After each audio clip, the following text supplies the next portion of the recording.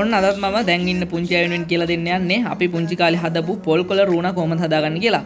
ඒකට මුලින්ම මෙන්න මේ විදියට එක පොල් කොළයක් සුද්ධ කරලා අරගෙන ඒකේ කොළ දෙක මෙන්න මේ විදියට දෙකට නමලා එක කොළයක් මෙන්න මේ විදියට අනිත් දම්පු කොළය අතරින් දා ගන්නවා. ඊට පස්සේ ඒක කොළයක යට කොටස මෙන්න මේ විදියට නමලා දාගෙන ඊට පස්සේ ඒ විදියටම අනිත් කොළෙත් යට කොටස මේක අතරින් මෙන්න මේ විදියට නමලා දානවා. ඊට පස්සේ මේකේ රූණගෙන් ලොකු කොටසක් ඉවරයි වැඩ ටික. ඊට පස්සේ තියෙන්නේ මේකේ පෙති හතරම එක ගානට කපා ගන්න එක.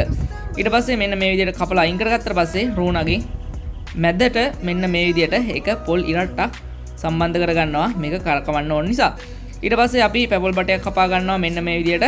ඒකට මේ පොල් ඉරට්ට මෙහෙම දාලා වැඩි කොටස මෙහෙම කඩලා අයින් කරනවා.